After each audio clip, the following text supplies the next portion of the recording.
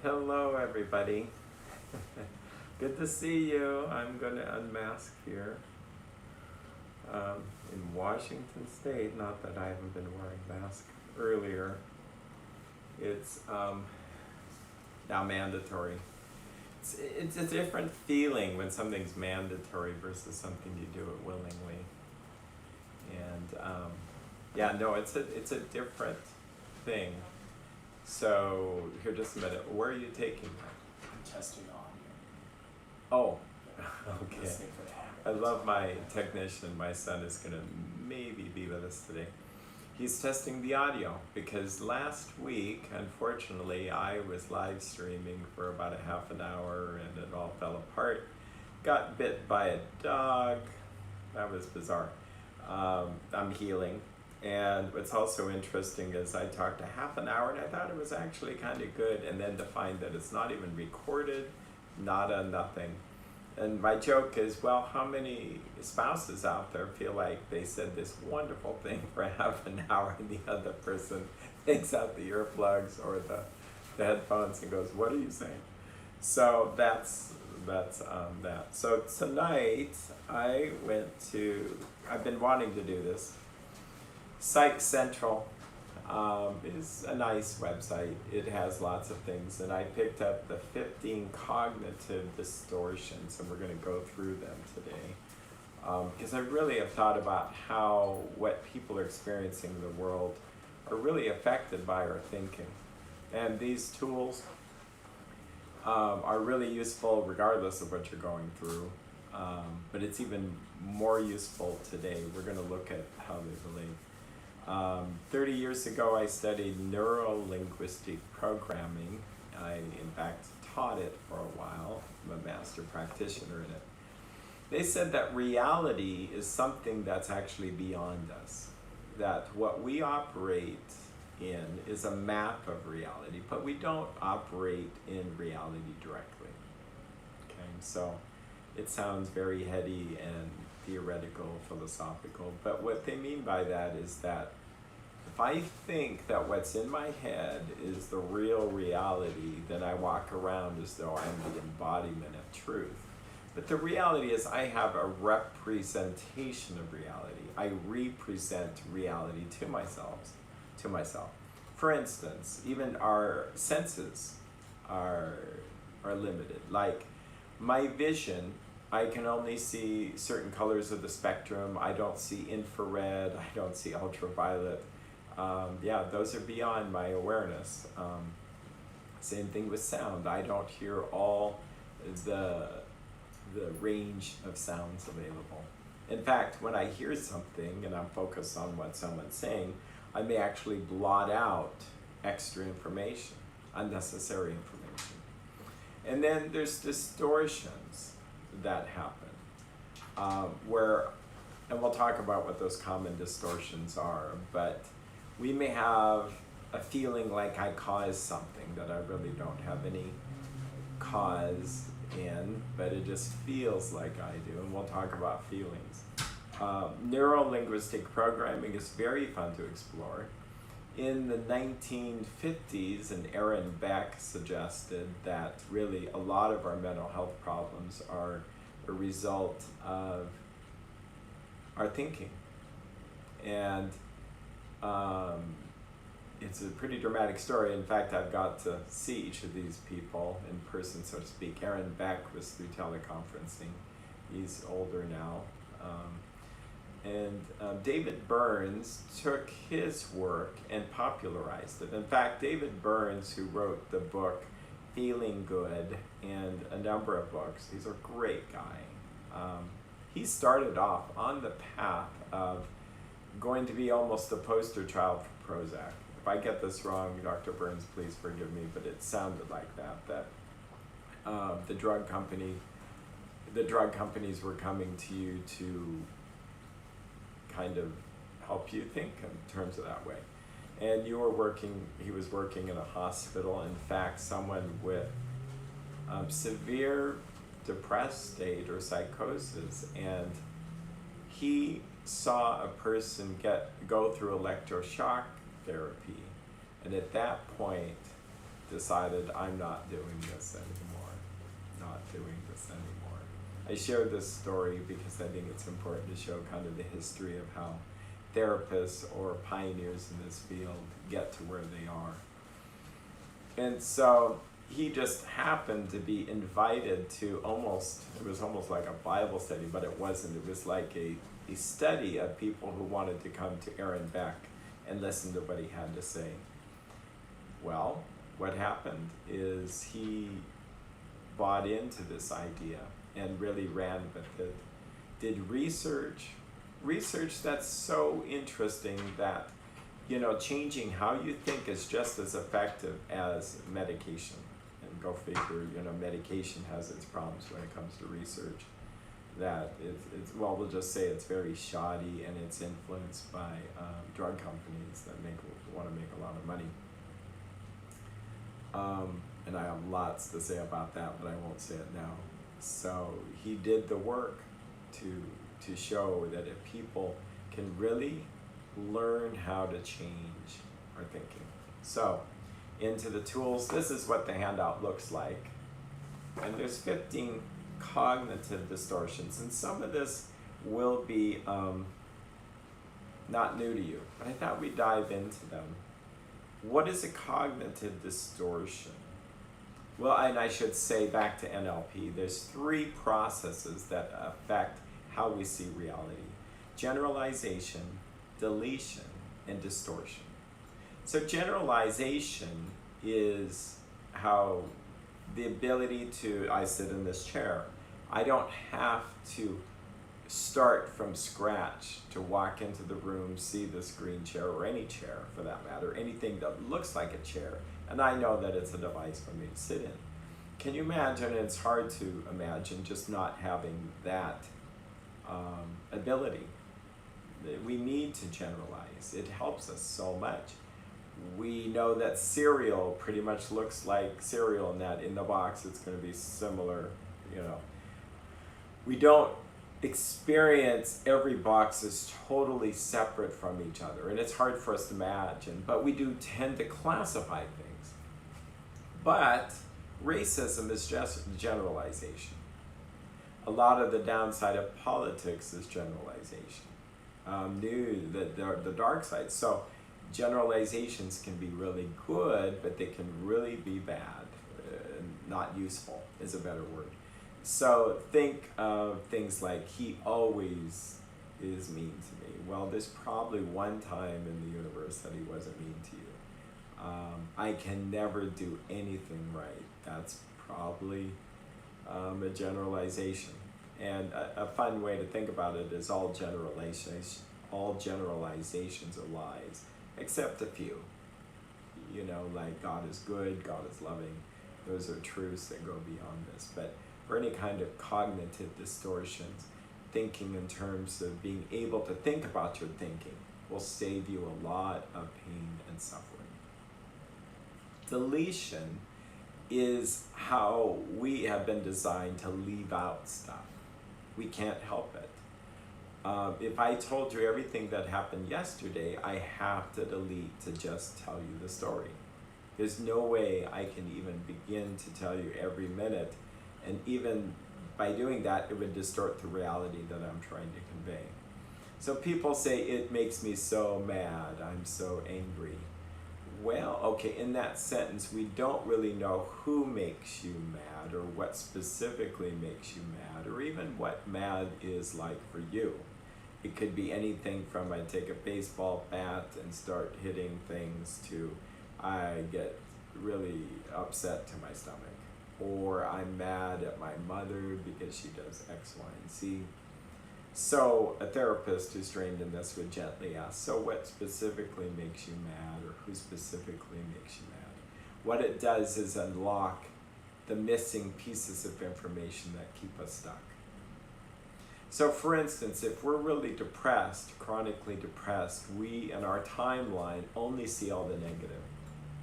We're not, the positives may be there, but they're minimized. In fact, I've seen people do this in their memory bank. All the positives are kind of black and white. And the negatives, where there's blood and gore and all that bad stuff, it's in brilliant detail and color. And a person's going to not feel really good. So you can imagine the optimist, the person who's not prone to depression, yeah, they remember the negatives, but they look for the positives. In their memory banks, they see the positives in life as color, moving, nice video. And the last process that affects our sense of reality. So reality may be over here. I live over here. I see through this dark glass dimly. I know in part. This is a scripture in 1 Corinthians 13. So this is our reality. And humility is understanding that what I experience is not the truth. Okay? I may have tiny snippets of it, but I have struggles with cognitive distortions, generalizations, deletions, and distortions. Distortion is a category that describes things that aren't really, they're combinations of things, but things like cause effect, a sense of standard. Like if I say this meal is the best, it implies that there's some kind of standard as to what I consider good or best or worse.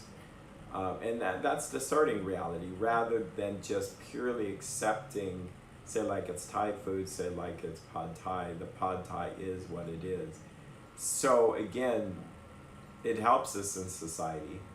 I would never know how to make a better or more pleasing pad Thai if I didn't have a sense of a standard. Even Christianity is built kind of on a standard of what's more holy, levels of anger. The downside is that just because I have that standard, then I could be judging things in terms of what's right and wrong and what's good and bad, and with the mercy of these things. I'm just checking here to make sure our chat is going. So, what are some of the specifics here? Well, the first one is filtering. This is just the process that we filter out things. Okay, so if I'm looking at the world today, and I was watching a documentary, I haven't gotten through it, but it's called The Creepy Line. It's all about how Google and Facebook and a number of internet apps are affecting how we see reality. And we know this. We know that they filter out certain things for us to see.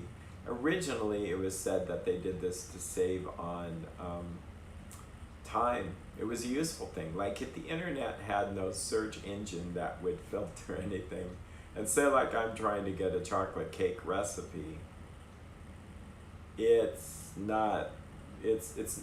if it wasn't smart enough to filter out the best possible one, or the one that most people like, I'm going to get a random, there's going to be no ranking. It's just going to be every chocolate cake recipe in the world.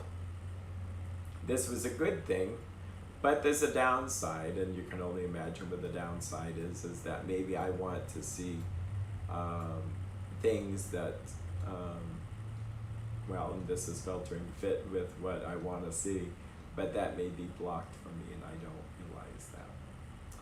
So filtering can magnify details. So think sunglasses, here they have glasses.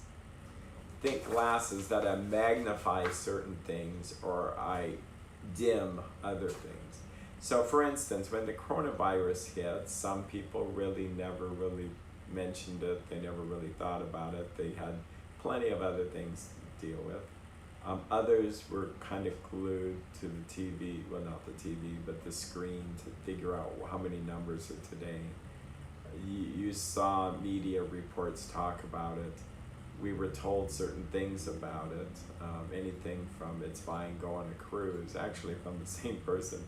Go on a cruise, it's fine, it won't change your life, to stay at home, you can't do anything. You gotta be careful. And it was probably a different date at the time. But it shaped how we felt. It probably put in us this fear response that we needed to do something to protect our loved ones or protect ourselves. But we weren't probably searching other things to look at. We weren't thinking about other things. It was kind of clouding. Everything was kind of in context of COVID. Going to the store, are you wearing a mask? Is it safe? Am I gloved up? Is there COVID germs? Prior to this, we walked into the store, I can guarantee you, and very few of us even thought about germs. It just changed everything. When we were going to look at sports events and stuff, it was about the COVID. It was not the pure thing about, let's see what the Mariners are doing, or no, it's about how they're not going to be playing. So, filtering, but we'll come back to that because it's polarized thinking, or black and white thinking, binary thinking. And this we know is really related to our brains.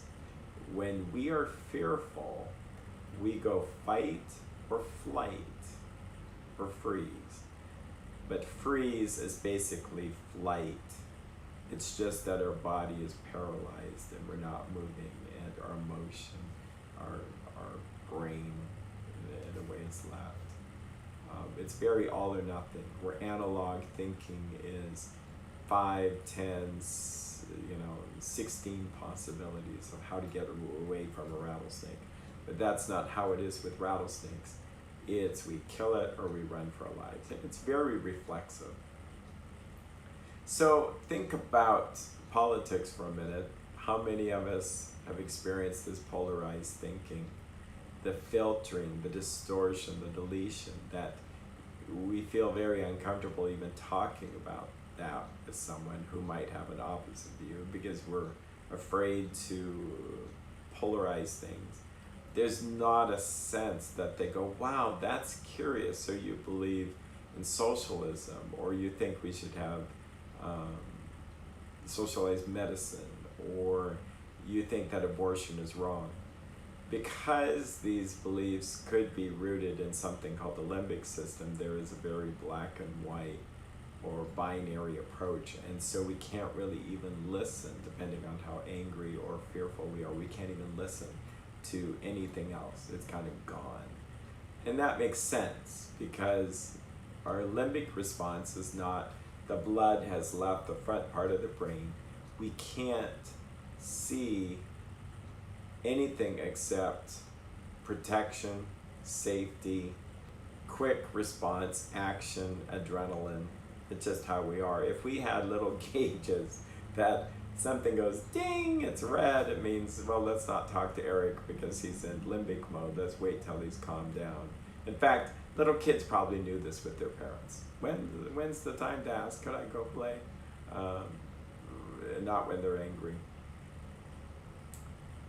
Yeah, if we could train our brains to look at the all or nothing and spot it, it would help.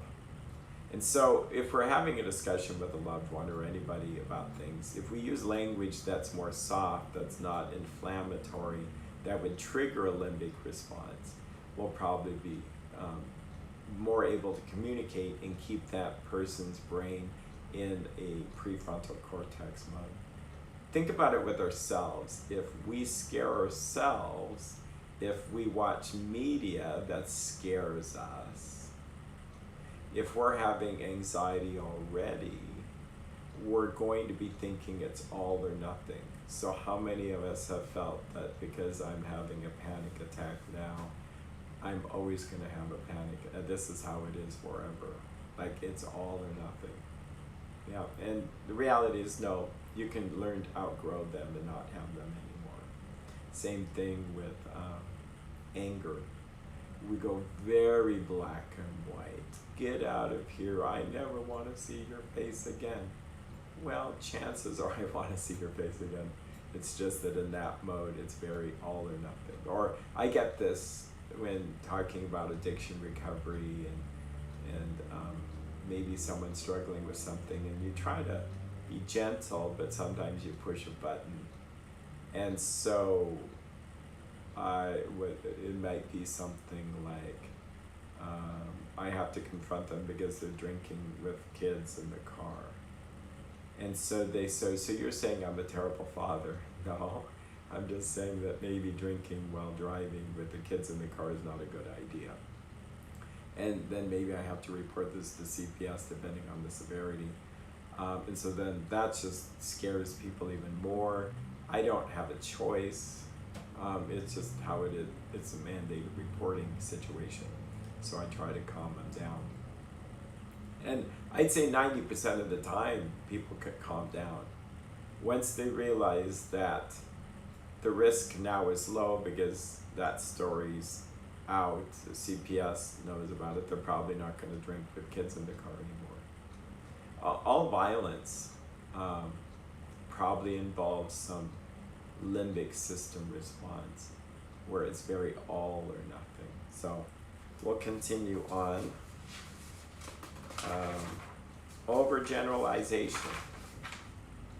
This has to do with one single incident or one thing becomes all.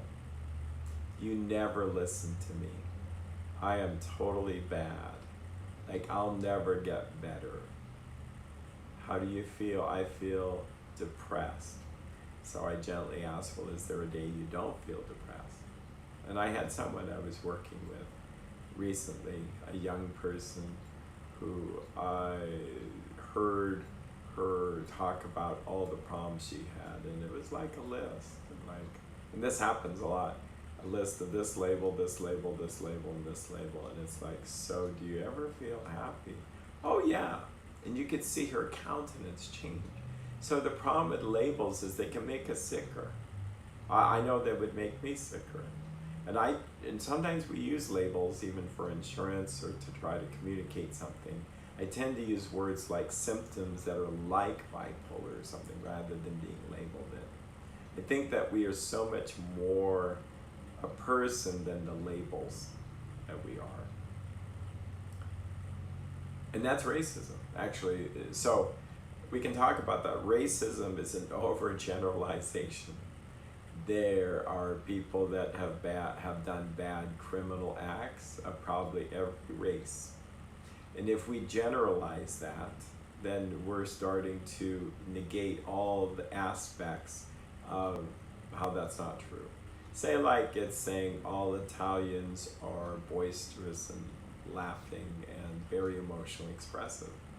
Maybe there's some Italians that are more reserved, or Scandinavians that are reserved. Maybe there's some Scandinavians that are lovey-dovey, okay? So we can't help but generalize. It's just how we are. And there are general personality traits that people have from different cultures. It's just how we are. I think more discussion about this is important rather than tiptoeing around and not saying anything. By the way, all or nothing comes up when I either say what I'm going to say and blast the living daylights out of a person, or I just won't say anything at all. Both are extremes. We need to learn the middle way, the road of humility and love, and being able to have a conversation. And how do we do that best? Actually, by taking care of our brains. Start with the brain, start with our emotional state. Then the words will flow.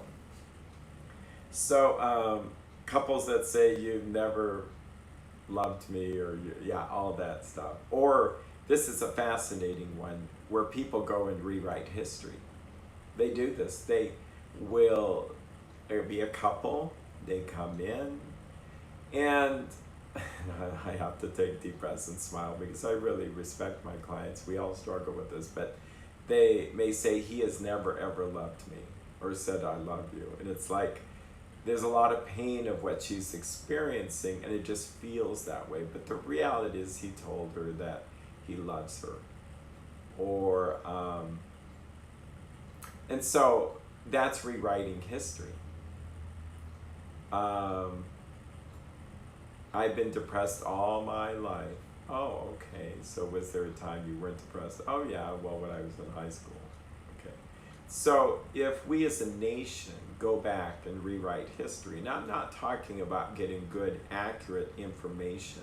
In fact, I'd say in the last couple of months, I have been educating myself to see much more of the pieces that were deleted from our history books that I just had no awareness of, and I didn't. So it's caused me to have much more empathy for Black people, for Native Americans, for understanding things. And even I'm not for pulling down statues without proper law. Like, if you're against something, I have an idea, like vote. You know, use something that's order and civil. But to do this in a limbic system, violent response, that's not really going to give a good message. I think we'd be better off doing things with a kind of a democratic process. Because I'm sure if people really heard what it's a good example. Like, a statue may really do nothing for me because I didn't know what it represents, but then when you learn that the person did own slaves and they did do this and they did do that, it's like, really, now I don't really want to have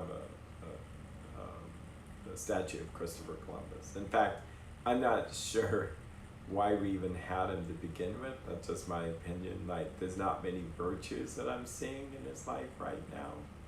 I think as a child we were taught that he was a person who discovered America and how cool that was. Well, he didn't really make it to America, and I mean, yeah, you learn that, and then you realize Leif Erikson. Okay, that was the first awakening of years ago. It's like, wow, so it's not really what I thought it is. See, life, sometimes we have this history, this narrative, and if we want to be mature, we have to go beyond what we think the map really is. And a really good prayer for this is a side note, but it's a really good prayer for anybody out there. It's the set aside prayer. And this is how it goes. God, help me set aside everything I think I know about you. Help me set aside everything I think I know about myself. Help me set aside everything I think I know about this disease, meaning 12 steps, it's kind of a 12-step thing, or an addiction. Help me set aside everything I think I know about the steps, meaning the steps for healing. Grant that I may see you and know you as you really are. Grant that I may see myself as I really am. Grant that I may see the disease as it really is. And grant that I may see the true steps for healing. It's a very safe, fail-proof. You can't really fail at this because God will reveal himself, and parts that you have distorted will get cleaned up. Same thing about yourself. If you think too well of yourself, you'll start to see yourself in a more humble manner. If you're the worst person in the world, you'll start to see things as they really are. Same thing with the disease. Some of us have these labels upon ourselves and we're scared out of our wits because we've been labeled this and that. And if we can see the disease more in perspective, we usually do much better. And think generalizations, deletions, distortions.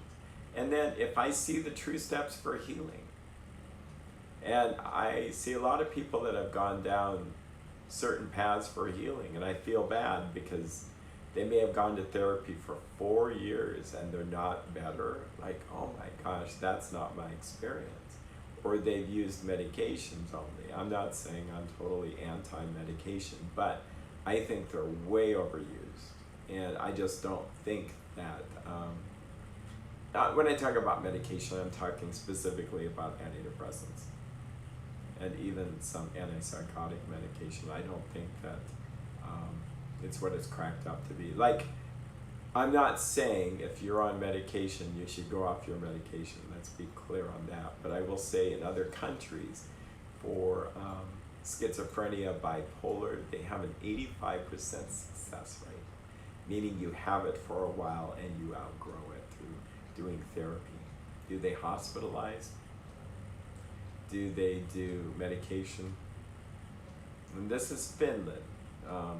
Finland had this awakening where accidentally or providentially, depending on how you think, they discovered there was a better way. It's called open dialogue.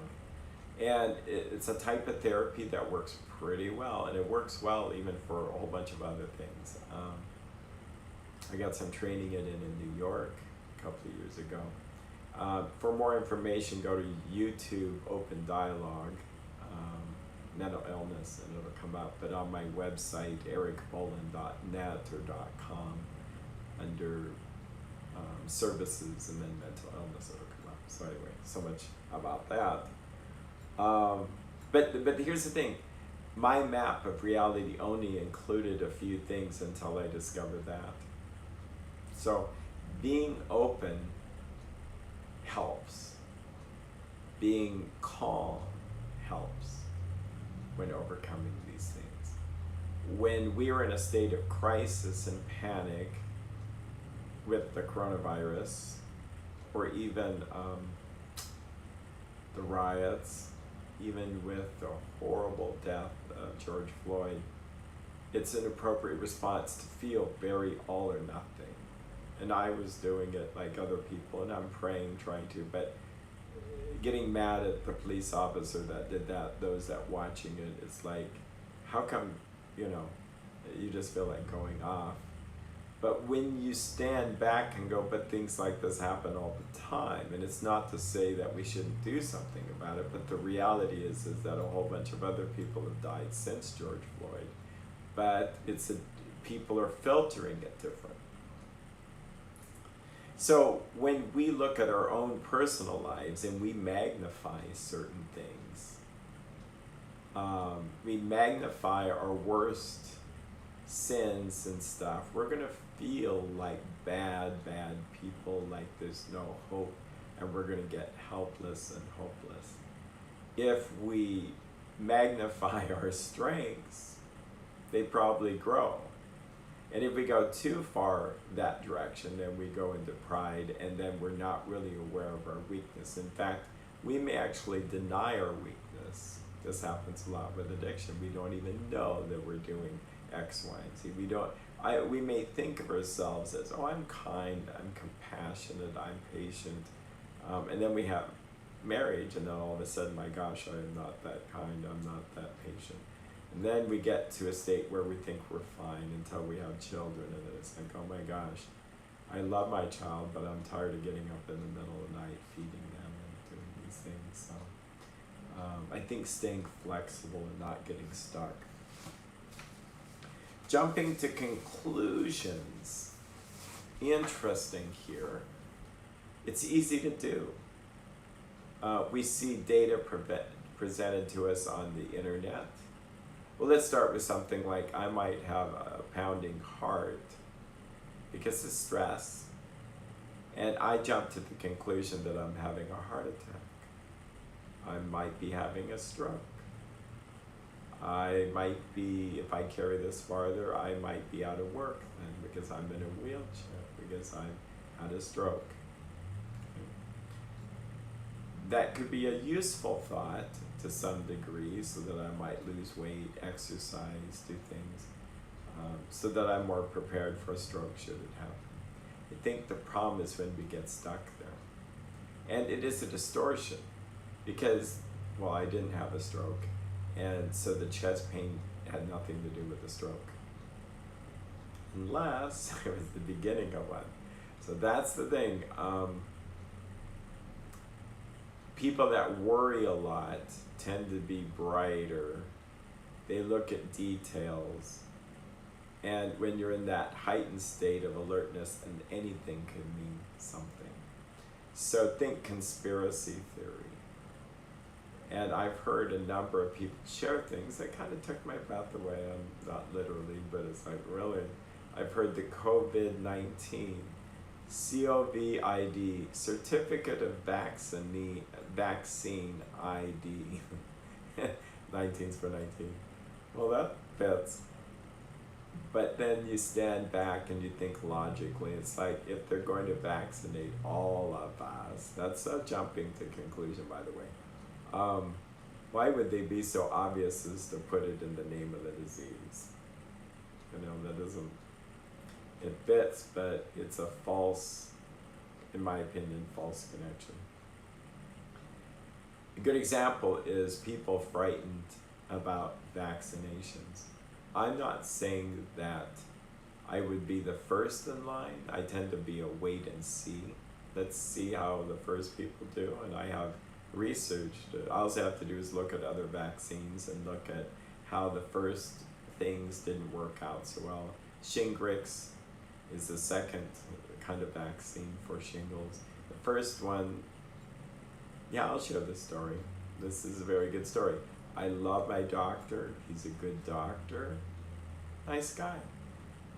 I mean, I love him. He's about less medication. He's about exercise, etc. He says you should get your Shingles. And I was like, well, I'd like to wait and see. And I said, I use the word politics, but I do think that sometimes medicine has become politicized and at the mercy of capitalism. And I didn't say that, but I said, I just think I want to wait and see. And he says, look, I have seen people who are blind from a shingles. It's like and he says, this time we got it right. He says that it's much more effective, etc. And it's like, so doctor, I didn't say this, but what did you tell the people then the last shingles vaccination? I forget what it was called. But I think it gave people the shingles a lot. And it was only 18% effective. You told the people the same things then. Yeah, this is a really good story. Shows you the point. I didn't say all that, but that's my thought. It's like, no, I'm going to wait on this. But I didn't want to go all or nothing, so I go to the pharmacist here in my little town. This is so amazing. So pharmacists, I made a generalization. I tend to really like them. I like doctors, actually, believe it or not. But because pharmacists often know really a lot about the symptoms and safety, etc. They're really useful. So I went to this guy and I asked about the shingles, and he says it's perfectly safe, Shingrix. And I said, really? Well, how long has it been out? Like, he didn't know. It's like, oh, it's only been out 18 months. And I said, well, did they do trials prior to that? You know, how long and how effectiveness? He says it's perfectly safe. So I will admit, I lost my cool a little bit. I said, really? So when I get this shingles, or Shingrix, I'm going to not have to sign any paper that says there may be side effects or anything. He got mad and stopped off. I said, no, that's ridiculous. Every medication that I know of, and I took a pharmacy class, every vaccination does have some risk. Of course, life has risk. So you can't tell me there's a guarantee that it can cause no harm. That's very all or nothing of them. Within a month, my sister got shingles. My son-in-law's mother got shingles. Or no, didn't get shingles, but got the shingles. My sister got shingles. My sister-in-law and my son-in-law's mother both had the Shingrix. They had stories to tell that was like, whoa, this doesn't feel like a good one to take. Like, I feel not good. Are you sure I want to do the second dose? So it made me go, well, I don't want to do that. My mother, who's 86, it's like, well, we'll see how she does with it. She did just fine. Nothing. No side effects, no nothing. So it's interesting. See that why I bring this long-winded story, because you can see the all or nothingness of situations. And you can see the advertisement, like I can't drive down the road without certain drugstores wanting to advertise, get your Shingrix. 1 in 3 people get it. It's like, okay, you're trying to scare me. See, once you understand cognitive distortions, it really helps you. So that's the jumping to conclusions. Yeah, no, this tool should help you when it comes to dealing with the media. There were a lot of conclusions that people jumped to during this pandemic. Just to throw out some, if they're rioting in Seattle and created their own little country, and a number of other cities were like, okay, that's the beginning of the end for America. But then if you just add up the square footage of what's happening, and then you realize most of America doesn't want to live like that. They just don't. I mean, that's what I can gather. Maybe they do, and I can't see it, but I can't see that now. So the conclusion is, oh my gosh, we're all going to die. Same thing with socialism. Maybe socialism, well, socialism is being promoted for sure. Doesn't mean every American's going to vote this in. Probably not. I think most of us in this capitalistic society like the freedoms we have, like to be able to buy the things we want, etc. Another twist on this is if one gets to look at what's happened in the cities where there has been rioting and looting, and certain leaders have decided that take a sit back and relax. Well, I shouldn't say relax, that's maybe not fair, but a relaxed approach. Let's see how far this goes. And the distortion of thinking, which would be different than mine, when I see people shooting each other, I don't see it as a summer of love fest. I just don't.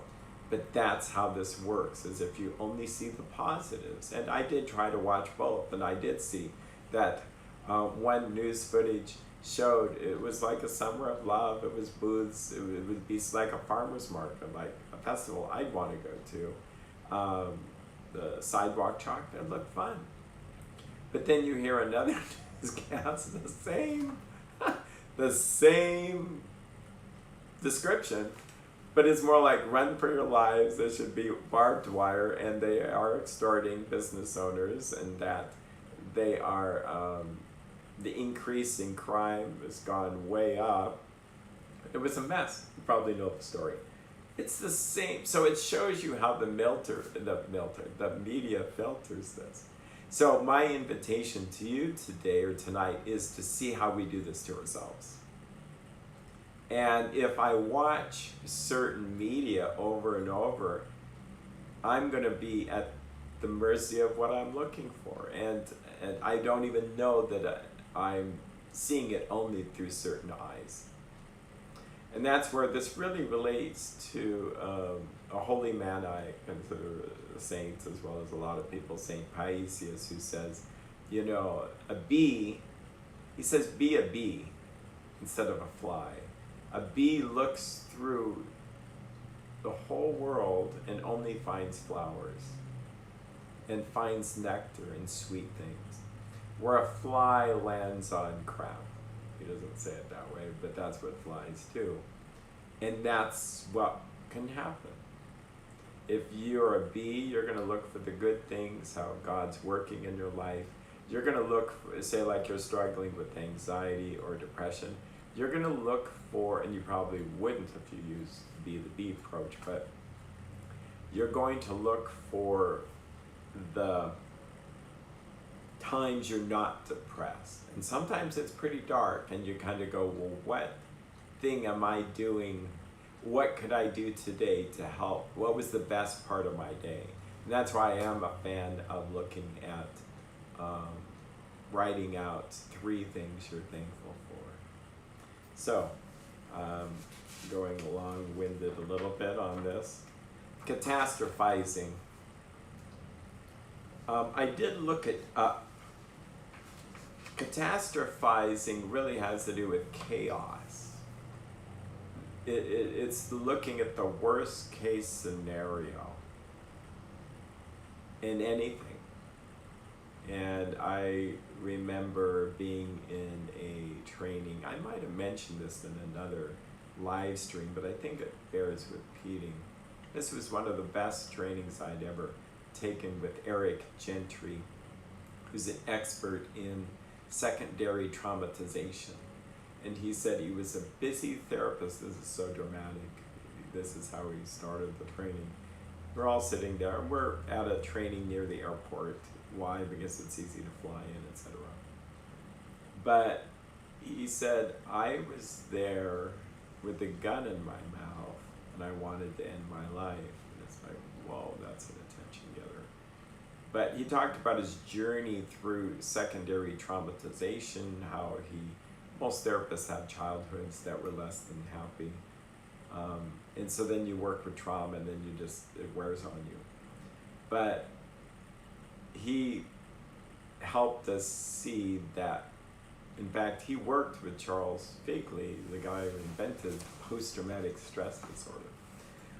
So he learned a lot, but he said in one of the things, and this was so weird, we're just sitting there and he says, so are we safe? We're used to him talking a certain way, and then when he said this, what do you mean, like, are we safe? It's very experiential. And then we realized, okay, this is part of his thing, and people said, well, yeah, I mean, well, someone could come in, and this is years ago, someone could come in with the flu virus and we could all get sick. Someone might have a heart attack. We were near the airport, so someone says, well, a plane could crash, I suppose, into the building. The lights could go out. He let us do this for about 10, 15 minutes. It was funny. It was very effective. The majority of what people said is, yeah, we're not safe.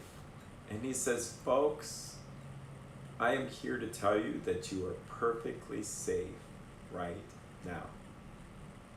Everything you mentioned has not happened. Yep, it hasn't. We're all safe. We're all breathing. We're all alive. We're all relatively happy. We are safe. I'll never forget that. And that's like really true. Yes, there's a time when we're not safe and we appropriately adjust to the situation and use God-given fear mechanisms to do this. But if we are constantly, I'll blame ourselves and the media and our environment, but we're constantly making ourselves unsafe because of habit, and we just think too much. And then we watch media or things, or even enjoyment of things that tell us that we're not safe. It's not helpful to us. And it's not helping us be at our best. Like if I had a young teenager who I'm trying to encourage to get up on the stage to perform musically or to give a speech, I'm not going to emphasize how unsafe the world is. I'm not going to talk about how people can throw tomatoes at them, or this is not the time. No, we want their limbic system to be calm, and we want their prefrontal cortex to be happy.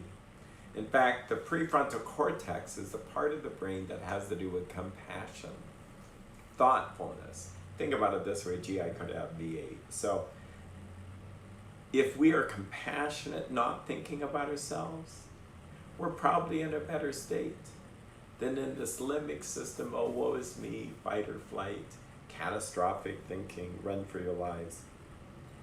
So here's the beauty of it. Once you know you do this, you have to get up and step out of it, okay? And see, that's what I'm doing right there.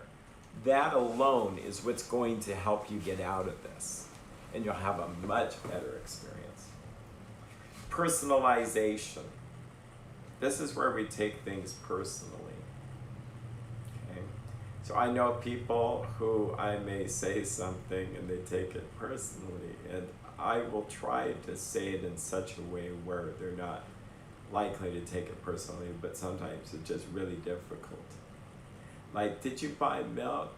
So you're saying I'm a bad person because I didn't buy the milk? No, I'm just saying, did you buy the milk? Or we may need to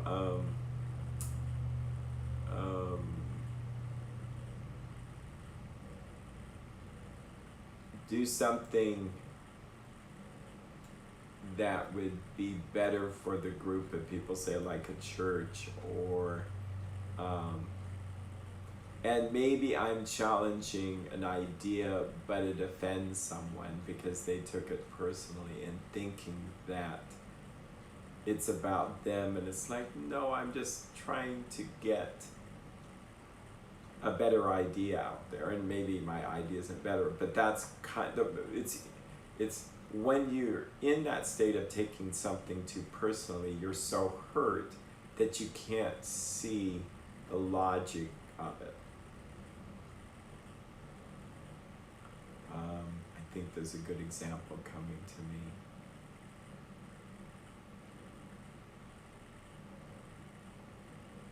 Yeah, there are situations where we embarrassingly do the wrong thing. And I can go into all these different details of when we're so embarrassed, I can't believe I said this or did this, we stick our foot in our mouth. What is the way out? To not personalize it, to realize we're all human beings. Here's where you use generalization in a good way. I'm sure this guy or gal is not going to take it personally, what I said.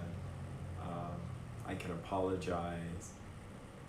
And it's not about me. If there's a mantra that helps, it's not about me. I've worked with people who struggle with paranoia, and one of the mantras is don't personalize, analyze it.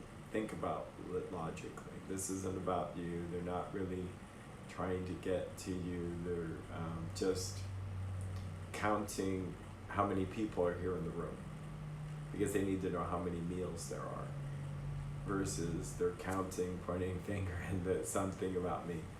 And I do think all of these processes here, we've been talking as though it's just purely cognitive or physical. It really relates to spiritual. We have spiritual forces fighting us on this, tempting us. Taking too much responsibility for something. Oh, personalizing, like I'm on a team of people for church, parish council and stuff. If I'm in personalizing, I'm taking too much responsibility rather than seeing myself as just one vote, one member. Or, a good example is if someone asked me to do something, personalizing it would be, don't they know that they have this, and this, and they're somehow insensitive? No, they just wanted to know if I could do X, Y, and Z. See, staying logical really helps, okay? Control fallacies. This is a big one, and we may make this our last one tonight. We'll go through the rest. Yeah, these are all good. Control fallacy has to do with the illusion that we're really in control. And I may do everything I can to exercise, eat right, to try to prevent cancer, to try to make panic attacks go away, to make myself lose weight, to all this control. That's not how the world works. The world seems to work as that I can influence things, but I can't control things. I can't make absolutely total control of something. And people go, well, you can pick up, your mask. I would say only if God wills it. In theory, and this sounds catastrophic, but I just see it as reality. In theory, I could drop dead from a heart attack and then I'm not picking up anything. So I like the idea that God gives me the grace to be able to take my next breath.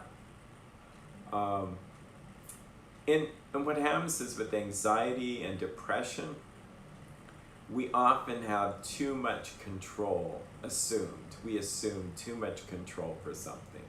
If we want to feel really, really guilty, and this would be really distorted thinking, is I'm the cause of the coronavirus because I didn't pray enough. Well, that's delusional. Or the control model would be, I made someone really upset, and so I can't say that. Well, maybe I'm supposed to just say what I need to say and let go of the results. Let go of the expectation. I just need to do what God wants me to do. And God gives me the power to do it. So ultimately, I'm participating in his power, but I'm not in control. I love this phrase that popped into my mind, that God's in control, but he's not controlling. I really think this is true, but it might not be. But he has everything in his hands. He has the whole world in his hands. Nice song. But he's not controlling. He's not manipulative. Oh boy, if you want to talk about cognitive distortions, think of the distortions we have towards God, or towards our fellow man, or our loved ones. This is what causes us pain and suffering. And when we pray and ask God to remove these defects, but these distortions, we do so much better. Next week, we'll talk about blaming, the fallacy of fairness, the shoulds, the fallacy of change, global labeling, always being right, etc. If you want, this is 15 cognitive distortions on Psych Central. I'll post a link there. They are fun, and I could spend all night, which I won't do, but I could have spent all night on all the nuances of things. And once you get good at spotting them, I'd say that's almost a third to the half of taking away the pain of something. Yeah, so with that, I could give more and more example, which I won't. Bless you all, you take care, and have a great evening.